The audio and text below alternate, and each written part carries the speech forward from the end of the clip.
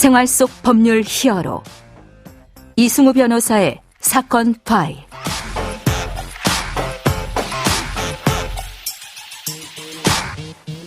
안녕하세요. 이승우 변호사입니다. 각종 사건 사고에서 여러분을 구해드리겠습니다.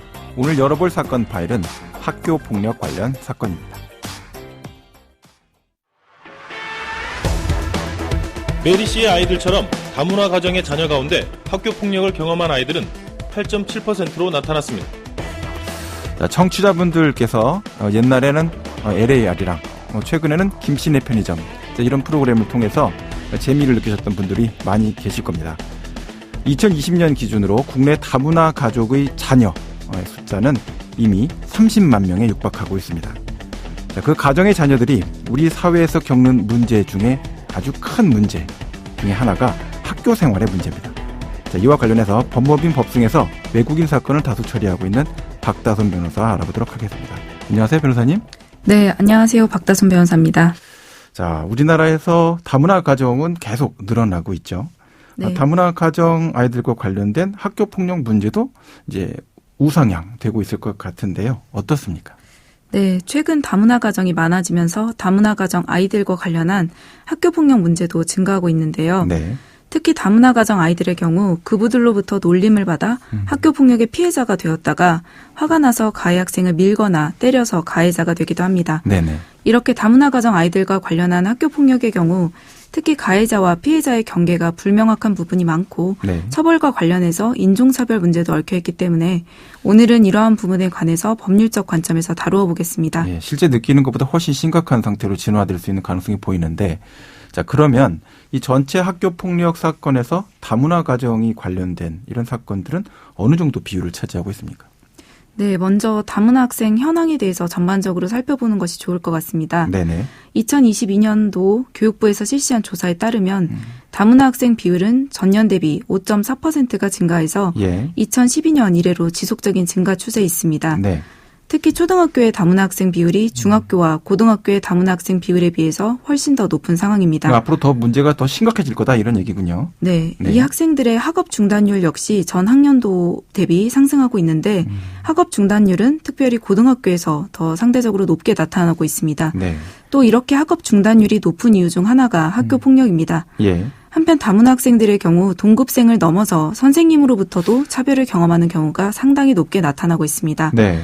이러한 상황 속에서 다문화 학생들이 학교 폭력을 당하게 됐을 때 도움을 요청할 곳이 마땅하지 않은 것이 현실입니다. 선생님들도 이 다문화 가정과 관련된 자녀들의 대응을 어떻게 처리해야 될지에 대해서 충분한 어떤 가이드라인을 못 받고 있다 이런 느낌이 드는데요. 네.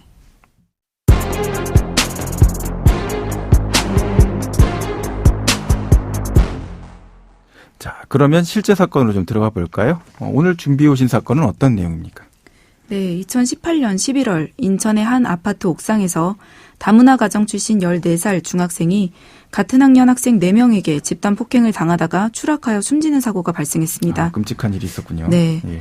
가해자들은 피해 학생 부모가 외국인이라는 이유로 지속적으로 괴롭혀왔고 사건 당일에는 피해 학생의 온몸에 가래침을 뱉고 바지를 벗게 하는 등 수치심을 준 것도 드러났습니다. 네. 자, 다른 또 사건들도 있었죠? 네, 이와 비슷한 사건이 얼마 안 되어서 또 발생했는데요. 네. 2020년 7월 경남 지역에서 몽골 국적의 여중생이 또래 학생들로부터 속옷만 입은 채로 손발이 묶여서 집단 폭행을 당하는 일이 발생했습니다. 네. 당시 가해 학생들은 피해 학생에게 억지로 술을 먹이고 담배꽁초를 강제로 먹이는 등 가학행위를 했고 예. 폭행 과정에서 피해 학생의 국적을 비하하는 표현을 사용하기도 했습니다. 네. 또 가해자들은 이 과정을 영상으로 촬영해서 SNS상에 유포하기도 했습니다. 네. 처음 사건이 문제가 되었을 때 학교폭력대체심의위원회는 피해자 없이 심의를 진행했고 가해자들에게 단지 사회봉사에 해당하는 처분만 내렸습니다. 예. 피해 학생은 당시 가해 학생들이 어떤 처분을 받았는지도 잘 알지 못했기 때문에 이의제기조차 제대로 못했던 것으로 파악됩니다. 네네. 그러나 결국 재판에서 가해자 4명 모두에게 최대 6개월의 소년원 단기 송치 처분을 내렸습니다. 네. 다문화 학생들은 이와 같은 심각한 학교 폭력을 당하더라도 대부분 참을 수밖에 없습니다. 예. 또 괴롭힘을 참다 못해서 반격을 하게 됐을 때는 언어적 장벽으로 인해 전후 사정이 참작되지 않아서 학교 폭력 가해자로 엄격하게 처벌받기도 합니다. 네. 또한 다문화 학생이 학교폭력을 당하게 되었을 때 가장 가까이에서 도움을 줄 수 있는 부모조차도 한국어가 서투르기 때문에 제대로 조사를 받을 수 없는 상황이 많습니다. 말씀하신 바와 같이 이제 언어적 장벽이나 문화적 장벽 같은 것들이 그대로 작동을 하게 될 수 있을 것 같고, 부모님 중에 한 분이 한국어를 잘하시는 그런 분이라고 하더라도 사실은 엄마들이 특히 이제 한국어가 좀 충분히 유창하지 못할 때는 이런 문제가 많이 발생할 수 있다라고 알고 있습니다. 자, 오늘 다룬 사건과 관련된 현행 법률 내용을 좀 살펴볼까요? 어떤 법률들이 적용될까요? 네, 다문화 학생들의 경우 학교폭력 피해 유형 중에서도 언어폭력과 집단 따돌림이 대부분을 차지하고 있습니다. 네. 따돌림이란 학교 내외에서 2명 이상의 학생들이 특정 학생을 대상으로 지속적이거나 반복적으로 신체적 또는 심리적 공격을 가해서 상대방이 고통을 느끼도록 하는 모든 행위를 의미합니다. 네. 따라서 신체적 공격을 가하는 행위뿐만이 아니라 뒤에서 지속적으로 수군대는 그런 행위 역시도 따돌림에 해당한다고 볼 수 있습니다. 네.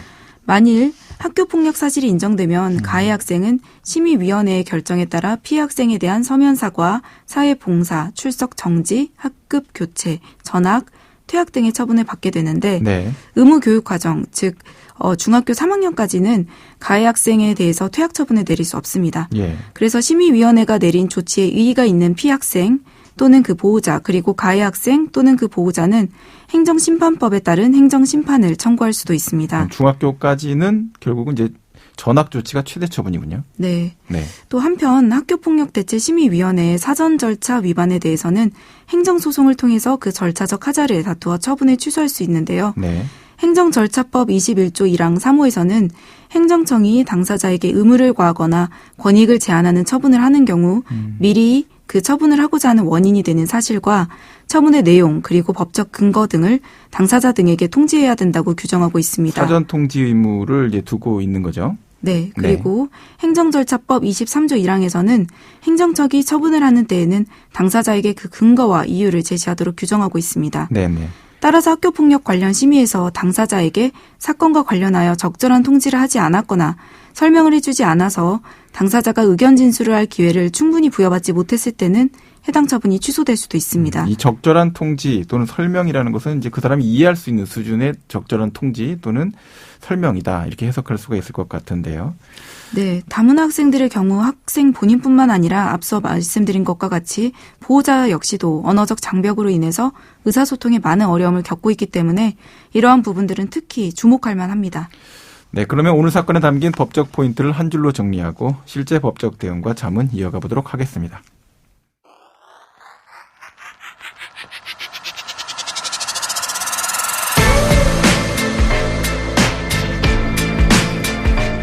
이럴 땐 법대로.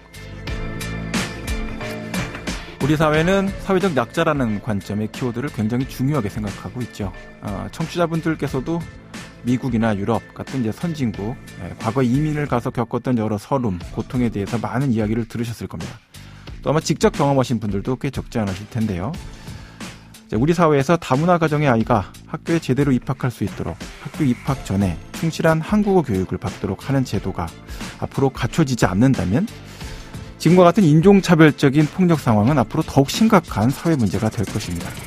또한 학교에서 다문화 자녀에 대한 배려를 할 수 있는 인적 장치를 보완하지 않는다면 이 어린 아이들이 상처를 크게 입고 스스로를 포기하게 되면서 자라나게 될 겁니다. 탈북자, 100% 외국인 가정, 그리고 다문화 가정은 우리가 갖고 있는 어떻게 보면 기회일 수도 있습니다. 미래를 준비하는 핵심적인 화두가 될 수 있는 인적 자원이 될 수 있다라고 생각하는데요. 저도 또한 변호사로서 이를 해결하기 위해서 젊은 변호사들과 함께 최선을 다해 노력해보도록 하겠습니다. 자, 오늘 이 다문화 가정과 관련된 학폭 문제에 대해서 법적 이야기를 나눠봤는데요. 마지막으로 변호사님 가볍게 좀 팁 좀 전달해 주시죠. 네, 요즘 학교폭력으로 처벌을 받는 연령대가 초등학생 1학년까지로 낮아졌는데요. 네네. 구체적인 사실관계에 따라 각종 참작할 사유가 있을 수 있기 때문에 학교폭력의 정도와 형평에 맞는 판단을 해야 하고 학교폭력대책심의위원회에 심의가 열리게 되었을 때 당사자가 다문화 학생의 경우에는 적절한 언어 통역과 절차에 대한 충분한 지원을 해야 할 것입니다. 예, 아주 타당한 지적이다라고 생각합니다. 네, 지금까지 박다솜 변호사와 함께했습니다. 오늘 말씀 고맙습니다. 네, 감사합니다. 생활 속 법률 히어로 이승우 변호사였습니다. 다음 주에도 사건에서 여러분들을 구해드릴 사건 파일 함께 열겠습니다.